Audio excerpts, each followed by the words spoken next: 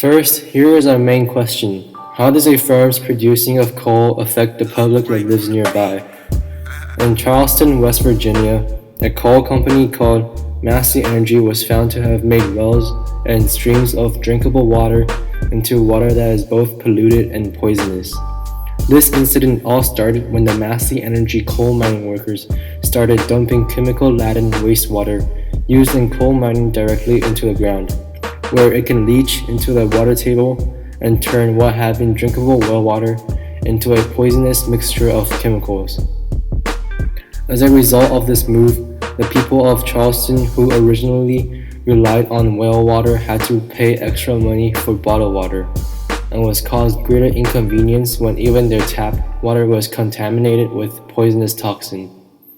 The people of Charleston, who had nothing to do with Massey Energy's coal mining, suffered from the spillover cost of their production of coal. The contaminated water caused by coal mining gave the residents of Charleston rare types of cancer, kidney stones, and premature deaths. In addition, the entire water source in the whole area of West Virginia could soon become undrinkable for the public. An externality occurs when the consumption or production of a good or service has either a positive or negative effect upon a third party. Therefore, negative externalities of production is defined as the external costs besides the private costs imposed on third party, with spillover costs that are negative, ranging from lost money to poor health. Negative externalities of production is thus an example of market failure, as a product that creates negative externalities is overproduced in society, so the allocation of resources to produce this product is not efficiently allocated. So Massey Energy's coal mining is an example of negative externalities of production.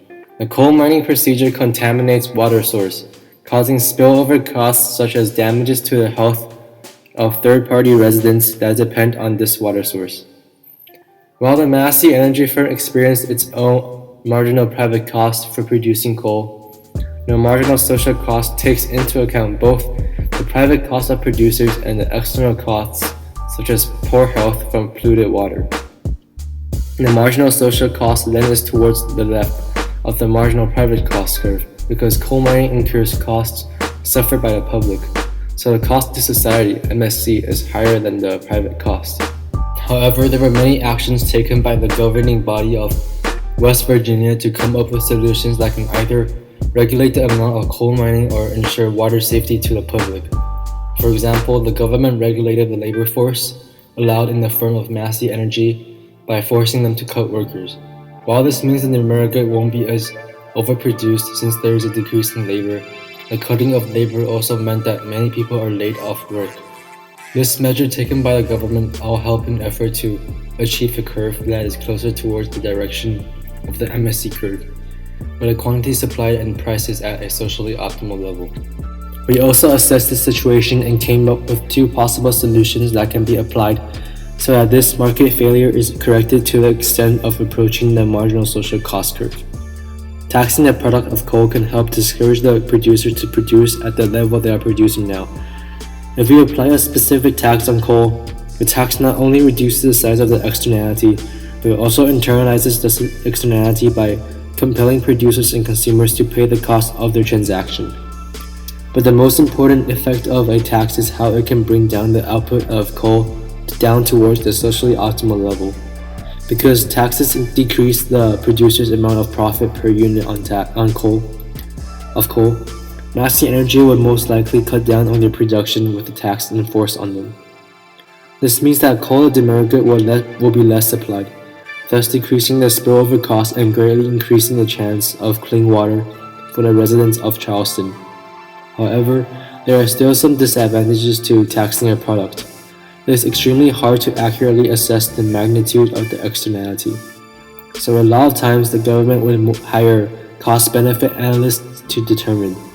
Secondly, determining the appropriate tax amount is also a challenge since we don't really know the exact figure for the socially optimal points.